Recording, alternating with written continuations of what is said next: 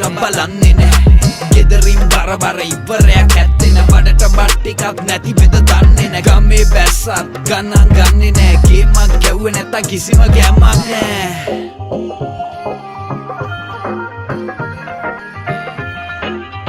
Kartar ගේමට බැස්සුව කරතාර් යායට මම දැන් superstar Kartar